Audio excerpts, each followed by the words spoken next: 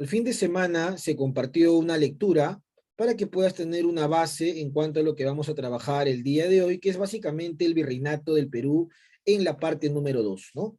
Bueno, antes de seguir con la sesión, vamos a darle la bienvenida a su compañera Cielo Gabriela Núñez, quien está ingresando a la clase del día de hoy.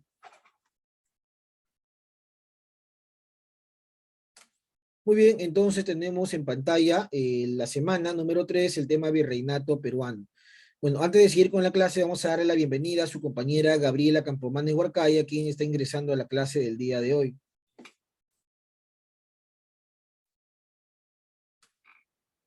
Muy bien, entonces, profesor, ¿sobre qué va a girar la sesión del día de hoy? Tenemos en pantalla el título que dice ¿cuáles fueron las autoridades metropolitanas durante la colonia? Es básicamente conocer cuáles son esas autoridades que tenían todo el poder político, económico y posiblemente social y o cultural a lo largo de toda la colonia. Hay que recordar algo importante, estimados y queridos alumnos de segundo y secundaria, que muchas de estas autoridades van a cambiar en el paso del tiempo. ¿Y por qué menciono esto? Porque ustedes deben saber que el virreinato del Perú no duró pues un año. El virreinato del Perú duró casi 300 años, ¿no? Y en 300 años muchas cosas pueden cambiar de manera definitiva. Entonces, eso es lo que hay que tenerlo presente, estimados y queridos alumnos, ¿no? El virreinato fue cambiando y justamente les muestro un esquema para que podamos entender. El virreinato del Perú empezó en el siglo XVI, ahí está en pantalla, y termina más o menos en el siglo XIX, ¿no? En lo que se denomina el capitalismo, ¿no? El sistema capitalista en el cual lo más importante era el poder del capital, el poder de los activos dentro de una economía. Bueno, España nos gobierna durante casi 300 años. Al inicio, el Perú fue gobernado por una dinastía, la dinastía de los Habsburgo, ¿no? Los reyes eran de esa dinastía, Habsburgo, que tiene un origen austriaco. Pero después los reyes serán gobernados o serán reyes de la dinastía Borbones, que tienen un origen francés, ¿no? Entonces, hay un cambio ahí de dinastía y esto se da a mediados del siglo XVIII, cuando se producen las reformas borbónicas, ¿no? Las grandes reformas que hicieron estos reyes. Bueno, antes de seguir, vamos a darle la bienvenida a su compañera Rubí Bueno, quien está en sala de espera. Buenos días, Rubí Bueno. No olviden, chicos, ingresar siempre puntual, por favor. Es lo que se les pide a la clase. Muy bien, entonces, acá tenemos el ejemplo de las reformas borbónicas, que es lo que van a hacer los reyes borbones para mejorar la economía de España y de sus colonias. Entonces hay que tener presente que el virreinato fue cambiando en casi 300 años.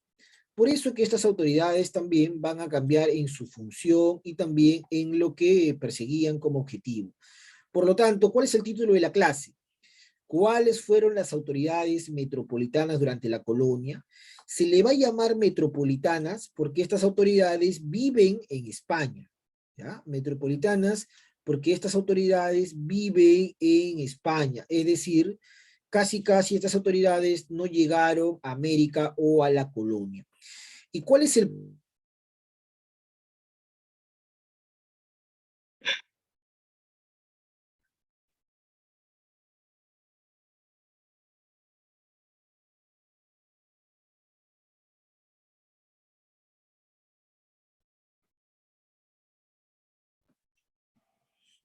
propósito de esta clase, profesor?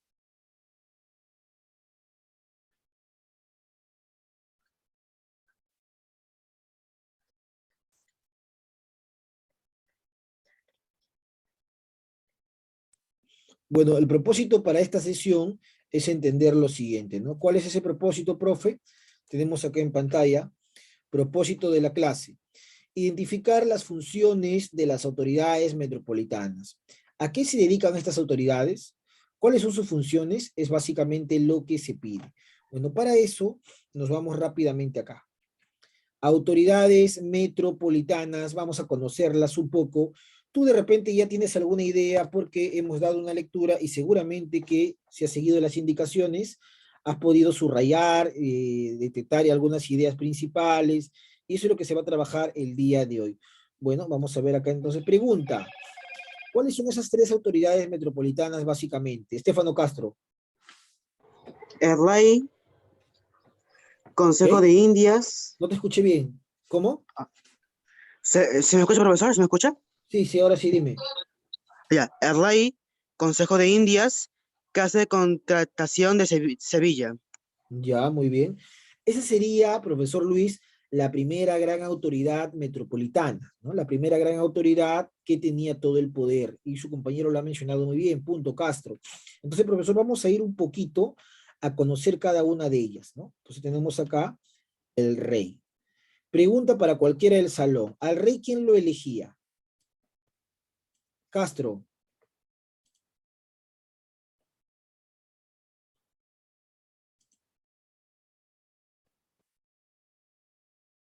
¿Alguien por ahí sabe?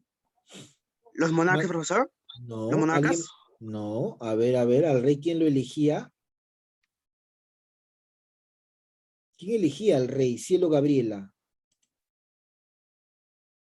Profesor, ¿eso lo recibe como herencia o Como, porque algún monarca anterior le ha sucedido su puesto? como herencia, ya, muy bien, puede ser, Gabriela Núñez.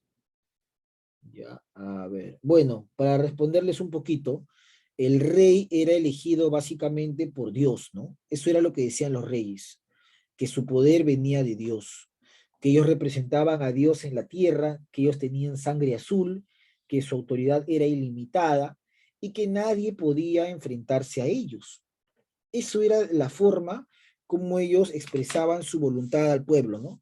Ellos decían, quien ose enfrentarse contra mí, se está enfrentando contra el poder del rey. Entonces, en la época de estos reyes, el pueblo era muy creyente, básicamente, creía mucho en Dios. Entonces el pueblo no quería desafiar a Dios y por eso terminaba por obedecer a estos reyes, ¿no?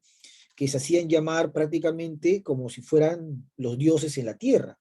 Nuestro poder es ilimitado y quien intente enfrentarse con nosotros se está enfrentando contra el poder de Dios, ¿no? De esa manera ellos justificaban su dominio no solamente en España, sino en todas las colonias. Muy bien, los que han participado. La siguiente pregunta sería, ¿cuáles eran las funciones de los reyes? A ver, ¿qué funciones tenía un rey? Los que han leído sobre todo la lectura, ¿no? Ellos tienen seguramente ideas. En la lectura está prácticamente algunas ideas importantes, ¿ah? ¿Cuáles eran las funciones del rey? Es la pregunta, manito levantada. ¿Qué funciones tenía un rey? ¿De qué se encargaba este rey?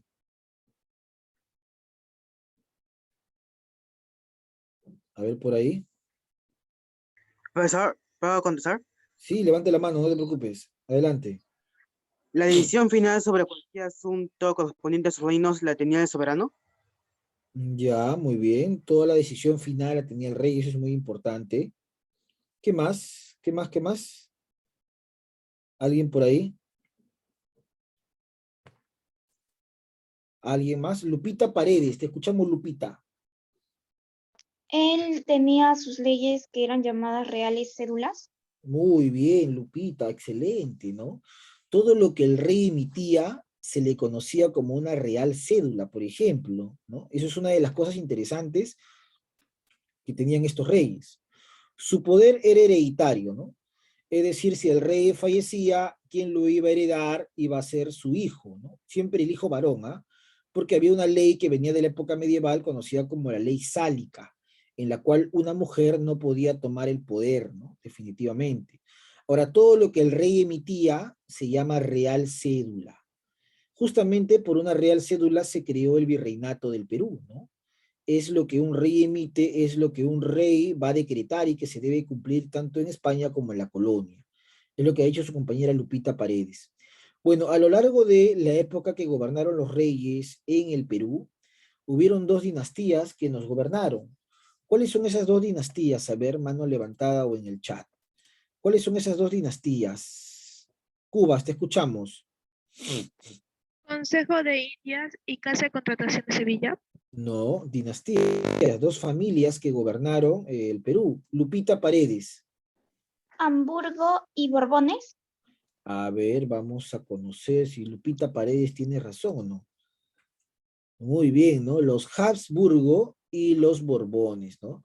Los Habsburgo, bien, Lupita, los Habsburgo era una familia que tenía sus orígenes en el Sacro Imperio Romano Germánico, ¿no? De la época medieval. Y los Borbones tenían su origen en Francia, ¿no? Entonces, ¿cómo unos reyes de Francia llegaron al poder? Bueno, pues porque hubo un rey español que no tuvo herederos, que no tuvo hijos, y uno de sus sobrinos reclamó el trono, ¿no? Y su sobrino era pues un príncipe francés Borbón. Eso es lo que se llama en la historia como la Guerra de Sucesión. ¿Alguien sabe cuántos reyes gobernaron el Perú? Mano levantada. ¿Cuántos reyes en total? A ver por ahí. ¿Alguien? ¿Cuántos reyes en total? Estefano Castro Portal. 10. 10. A ver, vamos a conocer si fueron 10, ¿no? Reyes que gobernaron el Perú. Dinastía Habsburgo, tenemos al primero, Carlitos I, Carlitos V, luego viene su hijo Felipe II, luego viene Felipe III, luego viene Felipe IV y luego viene Carlitos II, el hechizado. Este va a ser el último rey de los Habsburgo, ¿no? Este personaje que aparece en pantalla. Este personaje se convierte en el último rey de todos los Habsburgos, ¿no? Carlitos II, conocido en la historia como el hechizado. ¿Por qué lo llamaban el hechizado? Porque siempre paraba enfermo, se enfermaba mucho. Por eso la gente pensaba que estaba hechizado y muere sin dejar descendencia, ¿no?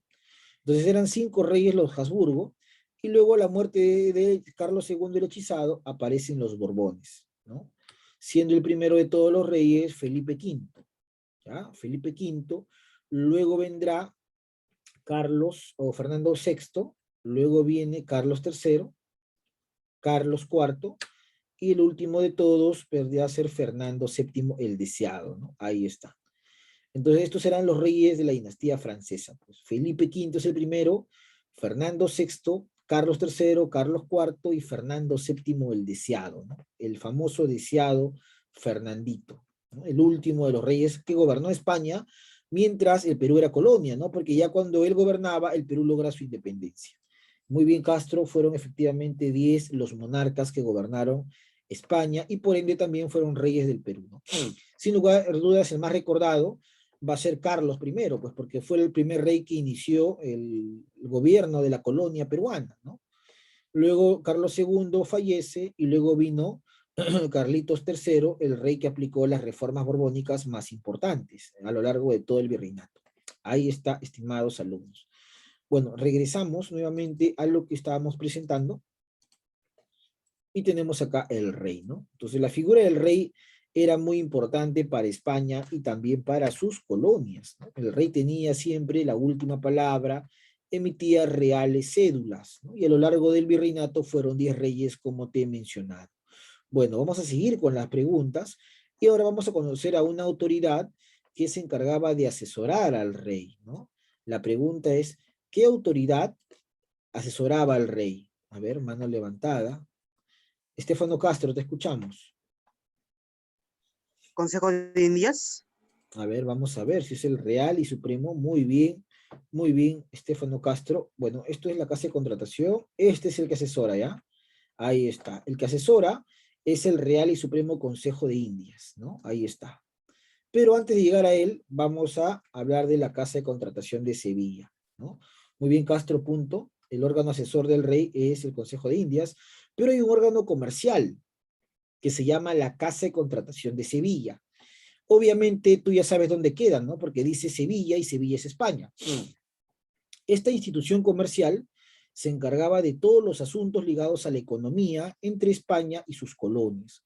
Entonces, vamos a conocer un poquito de esta casa de contratación. Por ejemplo, era un gremio de comerciantes que vivían todos en Sevilla y que se encargaban de controlar el comercio entre la colonia americana, o sea, el Perú, y la metrópoli que era España, ¿no? Ellos no solamente controlaban el comercio, ¿eh? Sino que tenían todos los conocimientos ligados a la navegación, los mapas, la brújula, por eso que también funcionaba como una academia náutica. Muchos de los marinos que habían llegado con Colón, con Pizarro, a América, habían contribuido a el desarrollo de esta casa de contratación básicamente, ¿no? Muchos de los que habían participado en estas expediciones, definitivamente. Entonces la casa de contratación es una institución ligada al tema comercial entre la metrópoli y la colonia. Además se encargaba de recaudar el quinto real. ¿Qué cosa es el quinto real? Es la quinta parte del oro y plata que uno encuentra en las minas de América, ¿no? Si se encontraban oro y plata en las minas de América, tú estabas obligado a entregar la quinta parte, ¿no? Pues se llama el quinto real, ¿no? La quinta parte del oro y plata se entregaba a la corona española. Entonces, esa imagen te avisa lo que estaba pasando, pues, que es, ¿qué cosa, profesor? El comercio, ¿no? Sevilla funcionaba obviamente en España, y desde ahí se realizaba el comercio con la colonia, ¿no? Comercio por acá, comercio por acá, comercio por acá, básicamente, ¿no? Ahí estaba, la Casa de Contratación de Sevilla. Muy bien, vamos a seguir avanzando, y vamos por acá. El Real y Supremo Consejo de Indias. Pregunta, ¿alguien sabe alguna función de este Consejo de Indias? ¿Alguien por ahí que haya leído de qué se encargaba Estefano Castro? Te escuchamos. Legislativas y políticas. Ya, tenía No, funciones políticas judiciales, eclesiásticas, financieras. Nada más, profesor, son 5. A ver, dime una función legislativa, Castro. ¿Su concepto, profesor? Sí, una de las funciones legislativas, ¿no? Una de ellas nada más. Ya. Las leyes para las colonias son llamadas leyes de Indias, que luego se editaron bajo el título de Recopilación de Leyes de Indias en Madrid de 1861. Ya. Profesor, esta función legislativa que ha leído mi compañero, ¿a qué hace referencia? La función legislativa que ha leído tu compañero hace referencia a la elaboración de leyes, pues, ¿no? La elaboración de leyes. El Real y Supremo Consejo de Indias se encargaba de elaborar leyes que después serían aprobadas por el rey, ¿no? Bueno, tenía más funciones, pero esa es una de las principales, ¿no? La elaboración de leyes. Ahora, ellos no aprobaban leyes, ellos simplemente elaboraban. Quien tenía la autoridad era el rey. Muy bien, Cubas también, correcto, en el chat también, muy bien, Cubas, con tu aporte, ¿no? Entonces, la Casa de Contratación veía el tema comercial y el Real y Supremo Consejo veía el tema político o el tema legislativo, básicamente, ¿no? Entonces vamos a conocer un poquito más de este Real y Supremo Consejo de Indias. A ver, ¿qué nos dice este Real y Consejo Supremo de Indias? Bueno, eran los asesores del rey, ¿no? Tal como lo he mencionado, ellos se encargaban de asesorar al rey en materia jurídica, política, económica, eran los encargados de conversar con el rey si había algún asunto en el cual el rey necesita pues alguna asesoría, algún consejo, de repente en el tema de las guerras, en el tema de las políticas que iba a aplicar en la colonia, todo eso era brindado por estos asesores, que en la mayoría eran juristas, es decir, abogados, que pertenecían a la corte española, ¿no? De muy buena posición económica. Luego era el máximo tribunal de justicia, eso hay que recordarlo. Cualquier asunto que tenga que ver con el tema judicial lo resolvía el Consejo de Indias, ¿no? Cualquier asunto de tema judicial, inclusive en la colonia, si algo no quedaba claro en la Real Audiencia, se podía llegar a viajar hasta España y entrevistarse al Consejo de Indias. Por ejemplo, los Huancas, aquel pueblo que participó en la invasión al Tahuantinsuyo, apoyando a Pizarro, el señor Huanca viajó hasta España, ¿no? Para entrevistarse con la corona y reclamar los derechos que supuestamente Pizarro le había entregado a los Huancas, como la no tributación, el no pago, ¿no? De asuntos, profesor, económicos, por haber sido aliados, básicamente.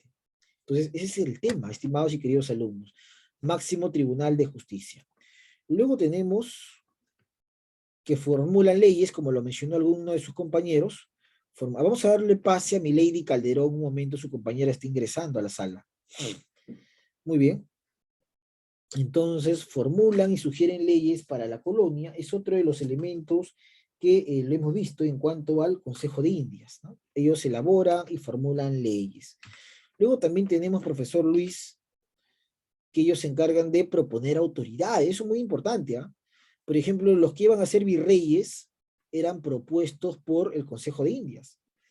El Consejo de Indias propone al rey un posible virrey, ¿no? Un tal personaje y el rey al final es el quien va a tomar la decisión.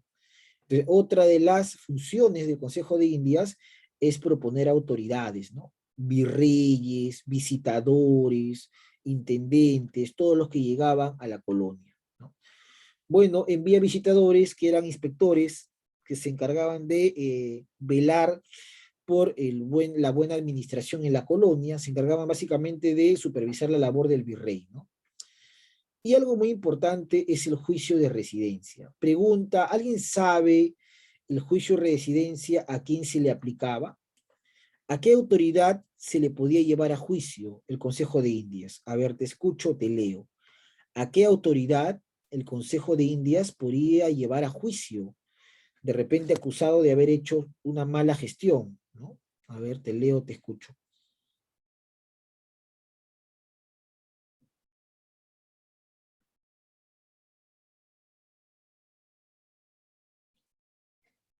Cielo Gabriela, te escuchamos, Cielo. Es como la evaluación que se le hacía al gobernante antes de concluir su mandato. Es como una evaluación. ¿A quién se le podía llevar a juicio? Entonces, ¿a qué autoridad, Cielo? Al gobernante, el rey. ¿Al rey se le llevaba a juicio? No creo, ¿ah? Al rey, no, si el rey es como un dios, al rey no se le puede llevar a juicio. ¿A qué autoridad? A ver por ahí alguien. El juicio de residencia era para qué autoridad, básicamente. Mano levantada o en el chat. ¿A qué autoridad se le podía llevar a juicio?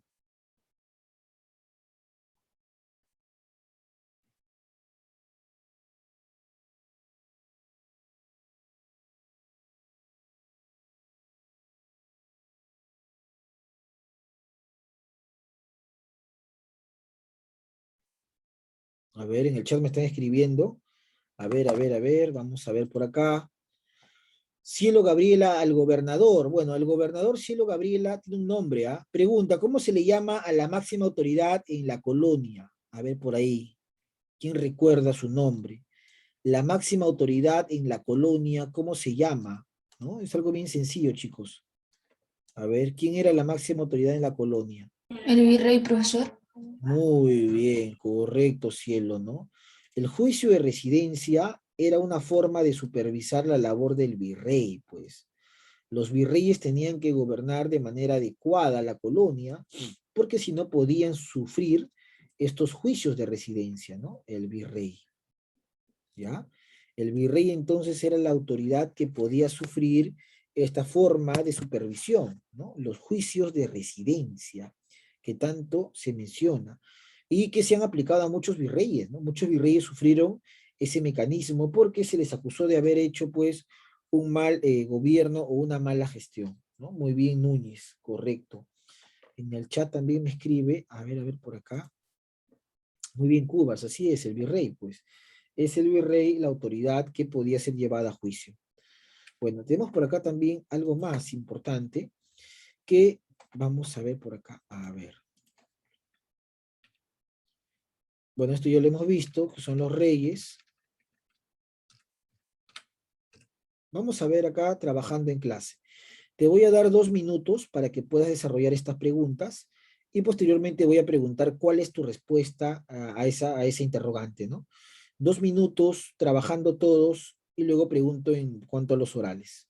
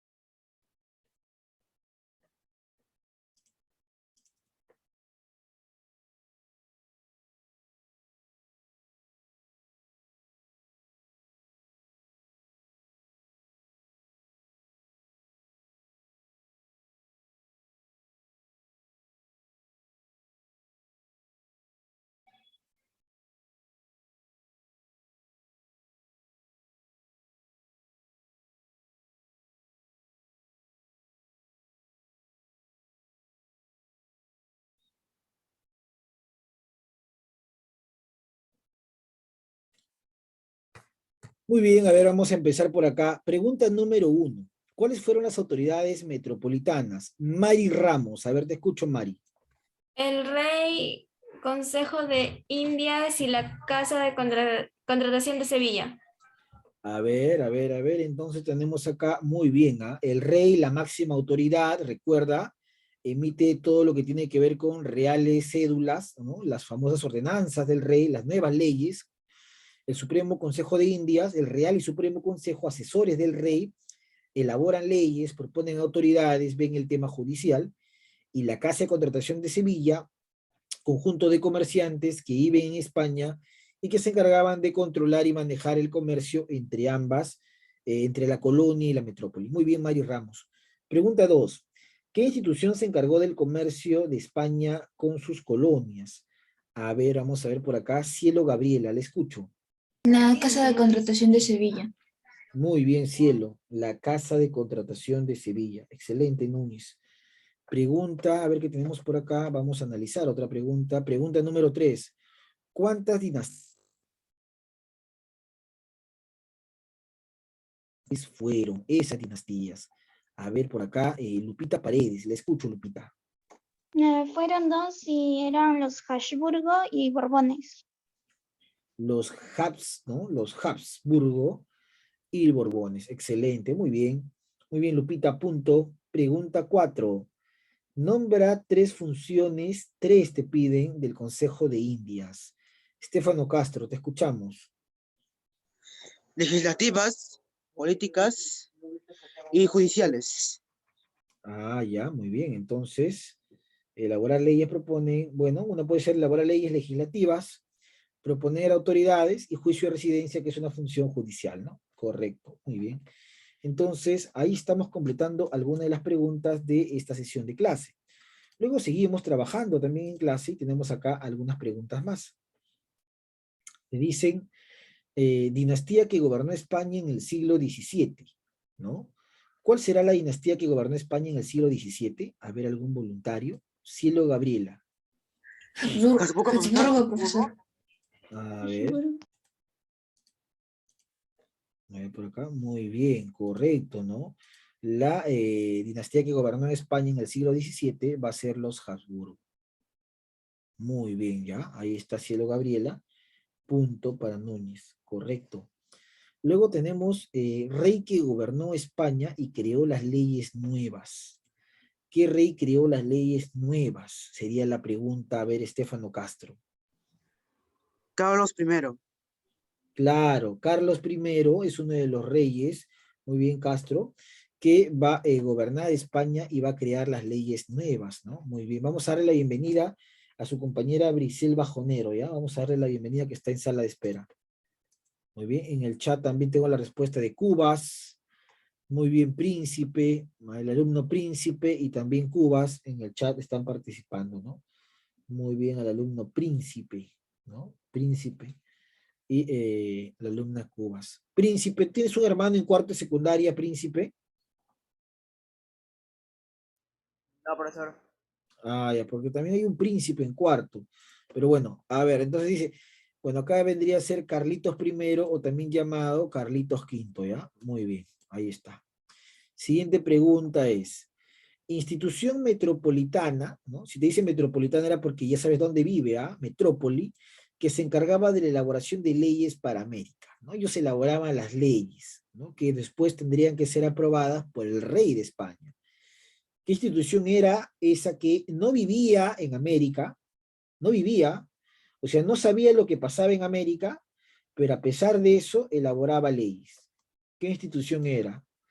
A ver, tenemos varios en la mano levantada. A ver, Lupita. El Consejo de Indias. A ver, vamos a ver en el chat también. Muy bien, Gabriela, Mari Ramos, Milady Calderón, ¿no? Muy bien, Milady Calderón también está participando en el chat, ¿no? Muy bien, Milady Calderón.